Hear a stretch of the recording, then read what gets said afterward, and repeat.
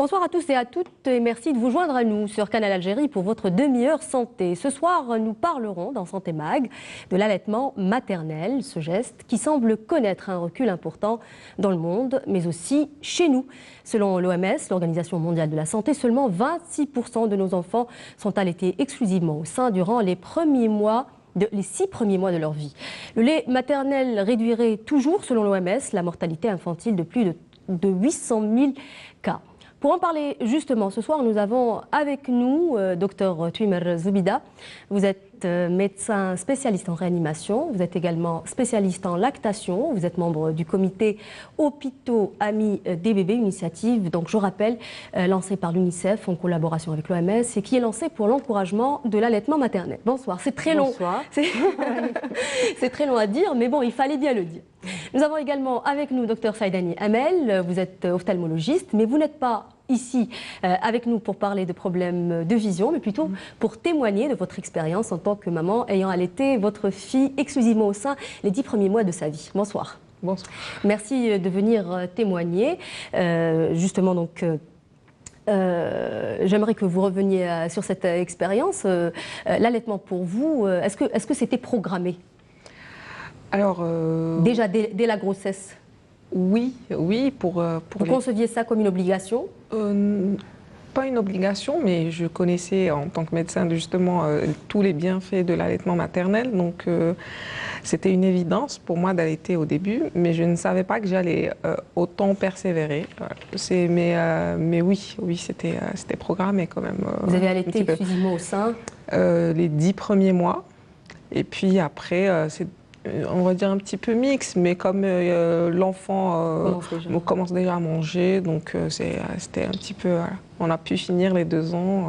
Voilà. Alors on a bien profité, oui, on la salue au passage.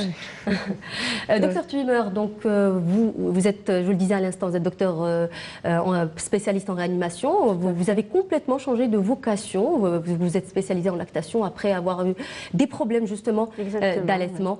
Est-ce que vous pensez aujourd'hui que les femmes ont besoin d'être conseillées, voire encadrées pour allaiter? Tout à fait, c'est ça qui a fait basculer ma vie personnellement. C'est mes problèmes, les problèmes que j'ai rencontrés en allaitement maternel qui ont fait que, de par mon arrêt, j'ai arrêté de travailler pour m'occuper de mes enfants et je me suis rendu compte qu'il y avait des problèmes qu'on n'arrivait pas à résoudre en tant que médecin et que la société n'arrivait pas à résoudre et que les professionnels de la santé ne sont pas forcément formés pour faire face à ce genre de problème. Je me suis intéressée à la question de l'allaitement, je me suis retrouvée à faire des formations par ailleurs avec des associations internationales ou et à me faire certifier par la suite et je me suis vouée au soutien à l'allaitement maternel et donc je suis là à cause des problèmes que j'ai eus dans la Aujourd'hui, vous êtes membre du comité Hôpitaux Amis des bébés. Oui, c'est une initiative de l'Organisation mondiale de la santé et de l'UNICEF. C'est une initiative mondiale en collaboration avec les ministères de la santé des pays intéressés, concernés. Ça devrait être tous les pays du monde. L'Algérie fait partie de ce programme et je collabore avec le professeur Ruben, qui est notre coordinateur national, dans ce comité-là. C'est un comité ministériel et nous essayons avec le personnel médical qui ont fait la demande, parce que c'est à l'initiative des hôpitaux et non pas, c'est pas nous qui allons vers les hôpitaux. Ça se passe au niveau des maternelles en fait. Des maternités, tout à fait, voilà, exactement. C'est les maternités qui font le souhait de se faire labelliser, c'est un label international, donc le personnel doit être formé par rapport à ce qu'on appelle les 10 conditions. On fait des formations du personnel, puis par la suite on est censé contrôler, voir si les 10 conditions sont appliquées dans les maternités et pour prétendre au label. Et le fait est que nous n'en sommes pas encore à avoir pu labelliser encore une maternité en Algérie. Nous souhaitons le faire le plus tôt possible, mais bon, c'est un long travail, c'est pas évident, il y a beaucoup d'entraves, il y a beaucoup de... Donc vous pensez qu'en finalité, les femmes d'aujourd'hui n'allaitent pas, non pas parce qu'elles n'ont pas le temps, mais parce qu'elles sont mal conseillées en fait? Il y a un manque de soutien, c'est un furieux manque de soutien. Hein. Le gros problème, c'est ça. Hein. On a tendance à dire qu'elles ne veulent plus allaiter. personnellement, de par mon activité de soutien à l'allaitement maternel, j'ai plus affaire à des mamans qui ont des problèmes d'allaitement et qui ont voulu allaiter, qui n'ont pas pu allaiter et qui rapportent souvent, on se retrouve souvent à essayer de réparer des problèmes qui sont plutôt dus au contexte de la naissance, à une absence de prise en charge pendant la grossesse, à des comportements qui ne vont pas dans le sens de l'allaitement maternel au moment de la naissance.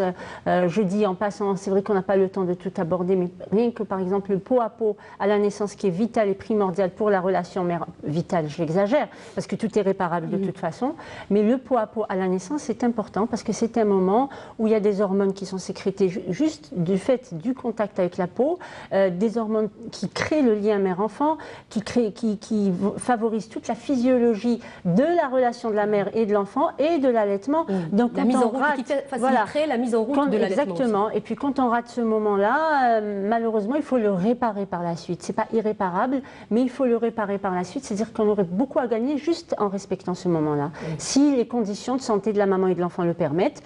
Très souvent, elles le permettent. L'accouchement est une situation naturelle et physiologique. Il n'y a pas toujours des problèmes. Donc, très souvent, on peut se permettre de laisser l'enfant contre sa maman au moins 1 heure.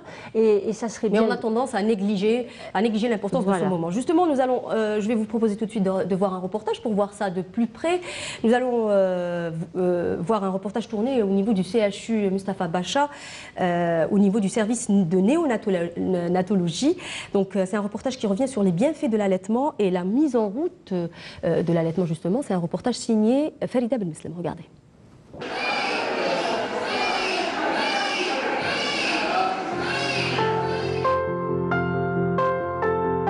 Le lait maternel représente l'alimentation essentielle, naturelle et idéale pour le développement des bébés, spécialement adaptée aux besoins nutritifs de ces petits êtres en devenir. Le lait maternel, moi j'appelle pas ça le lait, c'est une substance que j'appelle, qui n'a pas rien à voir avec le lait, est la norme biologique. C'est-à-dire qu'il n'y a aucune comparaison possible entre un lait qui a été créé pour les besoins de l'humain et un autre lait qui est créé pour les besoins du veau. Si le lait arrive après un accouchement, c'est programmé. Donc si c'est programmé, c'est pour des besoins particuliers. Et nous, notre rôle, c'est de dire, de rappeler pas les bienfaits de l'allaitement, parce qu'on ne peut pas parler de bienfaits, il n'y a que des bienfaits. On parlait du rôle de l'allaitement dans le développement d'abord de son enfant et dans ce qu'on appelle le développement qui contribue au développement de la société en général. La composition du lait maternel varie et se modifie durant toute la durée de l'allaitement pour permettre aux bébés de se développer et de renforcer leur défense. Pas rien que, c'est même l'arme protectrice contre de nombreuses maladies. C'est en effet un atout santé pour le bébé, mais aussi pour la maman. Explication. C'est un lait dynamique puisqu'il passe par 3 phases. La phase colostrale, c'est le colostrum, le lait de transition, une dizaine à quinzaine de jours, et le lait mature, qui répondent aux besoins de l'enfant. Un exemple, le colostrum est très pauvre en eau. C'est bien parce que ça ne surcharge pas le rein du nouveau-né encore immature. Il y a le côté affectif, il y a le côté nutritif, il y a le côté immunitaire de défense, et il y a le côté quotient intellectuel, donc le développement du cerveau qui est excellent, des yeux, donc l'acuité visuelle, et la prévention de pas mal de maladies. Il y a une relation particulière entre le bébé et sa mère. Ils apprennent à se connaître, l'enfant apprend et devient serein, il est beaucoup plus calme, il n'est pas frustré. Parce que n'oubliez pas une chose, que le non-allaitement, je le dis, mais bon, je sais très bien que les mamans qui ne le font pas vont me dire c'est exagéré, ce n'est pas exagéré, c'est la première frustration de l'être humain. Vous favorisez quel genre d'allaitement? Industriel ou la naturelle? Bien sûr, c'est l'allaitement naturel qu'il faut toujours favoriser, qu'il faut toujours surtout promouvoir. D'accord. Pourquoi, selon vous? Parce qu'en fait, il n'y a pas mieux. Il n'y a pas mieux que l'allaitement maternel. C'est la chose la plus... Déjà que le lien, c'est connu, c'est le lien le plus fort au monde. Un bébé qui est en train de téter de sa maman. Il n'y a pas plus fort que ça au monde. C'est le lien le plus sacré, le plus fort au monde. Et puis, il y a aussi, déjà, il y a les bénéfiques du lait maternel. Sans oublier que quand un bébé quand la maman allaite son bébé, il faut non seulement que le bébé aura une bonne croissance, mais c'est un bébé qui sera équilibré sur le plan émotionnel et psychologique. On est pour l'allaitement maternel. Hein. Le lait maternel, c'est Dieu nous a donné ça, c'est pour l'équilibre de l'enfant sur le plan émotionnel et c'est pour éviter certaines maladies, certaines allergies. Donc il n'y a pas mieux que l'allaitement maternel. D'accord. Vous comptez aider votre femme le soir? Bien sûr, c'est notre premier déjà, donc je suis obligé de l'aider. Et on va essayer du mieux que nous pouvons pour avoir toujours le lait maternel pour notre bébé. Vous avez envie d'allaiter votre bébé, rien de plus bénéfique que des avantages. Bref, sans contredit, l'allaitement est ce qu'il y a de meilleur pour votre bébé, mais pour vous aussi. Alors l'allaitement est ce qu'il y a de meilleur pour votre petit et vous aussi, c'est ce qu'on vient donc de voir en gros dans ce reportage, les bienfaits de l'allaitement. Alors on accorde au lait maternel énormément de bienfaits, Dr Twimer, il réduit l'obésité, il diminue le risque d'asthme, prévention de la diarrhée, il développerait également l'intelligence selon professeur Le Ben. Est-ce que tout cela ne serait pas un peu surestimé? Est-ce que c'est prouvé? Moi, je dirais plutôt que c'est sous-estimé en fait. Je pense qu'on n'en est pas encore au bout des découvertes, non pas des bienfaits, parce que je ne suis pas très d'accord de parler de bienfaits, parce que quand on parle des bienfaits d'une substance, on sous-entend qu'on peut s'en passer. Parce que quand on parle des bienfaits d'une plante, on se dit, ma foi, si on ne la prend pas, on ne se porte pas plus mal. Se passer je pense qu'il faut parler, oui, il faut parler plutôt des conséquences du non-allaitement. Et on n'en est pas au bout de notre science en matière de conséquences de non-allaitement. Ça n'augmente pas le lait maternel n'augmente pas l'intelligence. Il ne va pas diminuer les diarrhées. Il ne va pas. Au contraire, c'est le non-allaitement qui expose à l'obésité. C'est le non-allaitement qui expose à plus d'allergies. C'est le non-allaitement qui diminue les potentiels intellectuels et cognitifs des enfants. Et ça, c'est prouvé. Donc, on a plus à gagner, je pense, à parler dans ce sens-là. Tout à l'heure, M. Le Ben parlait des différences en matière de développement cérébral, par exemple. C'est important d'en parler. Tout ce qu'on pourrait donner à la place du lait maternel, en général, c'est du lait de vache adapté, entre guillemets, adapté aux besoins d'un nourrisson. Il faut savoir que les facteurs de croissance qu'il y a dans le lait de vache sont destinés à la croissance du veau, qui lui... C'est des laits quand même enrichis en... Ils sont enrichis, appauvris, ça dépend... En fer. Oui, justement. Et même cet enrichissement peut poser problème, parce qu'il ne peut pas être adapté comme c'est la nature l'a prévu. Je vous invite juste à avoir un spot publicitaire de notre sponsor et on revient juste après.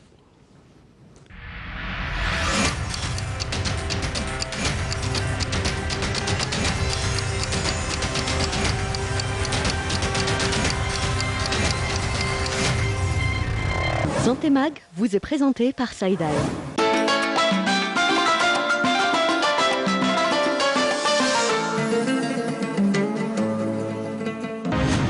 رائد في صناعة الأدوية الجليسة، الجودة في صميم اهتماماتنا، إنجازات وتحديات، مشاريع واعدة في الأفق.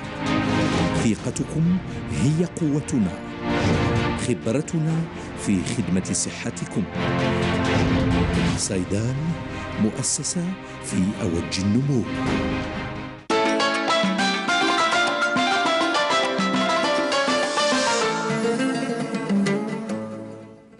Alors, Amel Saïdani, docteur Amel Saïdani, puisque vous êtes médecin ophtalmologiste, je le rappelle, en allaitant votre fille, vous avez certainement choisi la meilleure alimentation qui soit, puisqu'on vient d'écouter docteur Twimer là-dessus.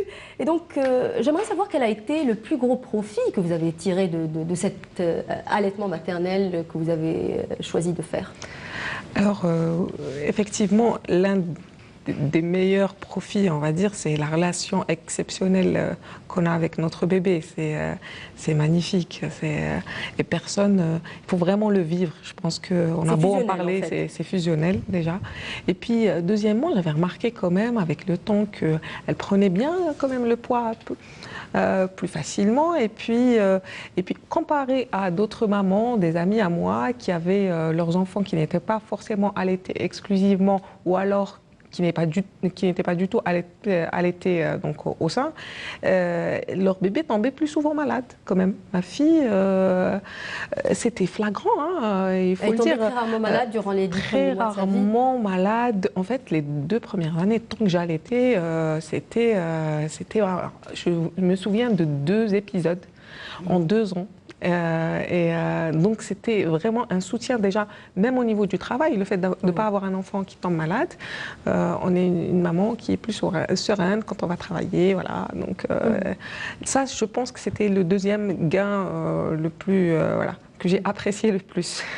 J'aimerais également que vous reveniez un peu sur la première tétée. Comment ça s'est passé pour vous, notamment que vous avez eu un accouchement par césarienne. Ça n'a pas été facile, je suppose? Oui, mais alors pas du tout. Par contre, je pense que j'ai eu la chance d'avoir une péricultrice au niveau de l'hôpital de Binimsous, je les salue d'ailleurs, et qui m'avait tout de suite donné le bébé, m'a dit voilà, essaye. Et il n'y avait pas grand chose, on était à J0, j'avais accouché le matin, à 8h du matin, donc, mais quand même, j'ai fait le pas. Il y avait le réflexe que tous les bébés ont, hein, le réflexe de succion, voilà, exactement. Et puis ça m'a motivée. Depuis, je leur ai dit non, plus de lait artificiel. Et puis ça a été moi. Voilà. C'est agréable et on a beau être médecin. La mise en marche n'était pas très compliquée pour vous en finalité. La mise en route. Oui, mais en fait, il y a certaines choses. Je pense que Dr Zoubidat Douimer doit rencontrer ce problème très souvent avec les mamans. Comment mettre le bébé au sein, comment tout ça. Justement, je pense que la première tétée est très importante, Dr Douimer. Souvent, les mamans ont tendance à se dire que j'ai pas de lait, et c'est là où on introduit peut-être un premier biberon, et c'est une erreur à ne pas commettre. Absolument. D'abord, c'est le manque d'information, le manque de soutien. Il faut savoir que le colostrum, qui est le premier lait, commence à être produit au 4e mois de grossesse. Et même si on ne le voit pas, il est là. Je rappelle que le volume d'un estomac de nouveau-né, c'est 5 ml, c'est-à-dire le contenu d'une cuillère à café. C'est juste un fond de biberon. Exactement, un fond, mais vraiment à peine. Hein, on devine à peine, comparé aux 30 cc qu'on donne dans les services de néonat, c'est vraiment très peu. Et il faut avoir confiance en cette quantité, même si on ne la voit pas, même si on ne voit pas le colostrum, il est là. Il était là depuis le 4e mois de grossesse, et il va être là jusqu'à la montée de lait qui va survenir à au moins 48-72 heures après la naissance, voire même plus dans le cas des césariennes, dans le cas de certaines pathologies comme le diabète. Dans les cas de la césarienne, finalement, la lactation ne met pas plus de temps pour se mettre... Elle peut, par rapport au volume de fluide que la maman reçoit à cause de l'intervention chirurgicale, il y a des phénomènes humoraux qui se passent, oui, tout ça. Ça peut retarder un peu, il faut informer, il faut d'abord que le personnel médical soit informé et que la maman soit informée. On peut avoir des montées de lait qui ne surviennent qu'après 5 jours. Quand c'est une césarienne. Et donc, en temps normal, c'est 48 heures. C'est 48-72 heures. 48-72 heures pour qu'il y ait une montée de lait. Mais le colostrum est là et il répond aux besoins. Mais on ne le du voit bébé. pas. Hein, même si on peut le voir, mais c'est quelques gouttes. On n'a pas confiance dans cette petite goutte qui perle au bout du mamelon après avoir pressé douloureusement le sein. Donc il faut avoir confiance. Le colostrum est là. Il va faire face aux besoins de l'enfant.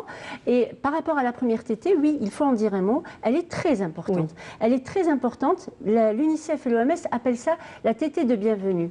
Il est conseillé de proposer cette tétée, même à une maman qui a déjà décidé de ne pas allaiter, on lui dit d'accord, vous ne voulez pas allaiter, n'allaitez pas, mais donnez au moins une fois. Elle a eu un effet magique, comme tu l'as dit, Amel.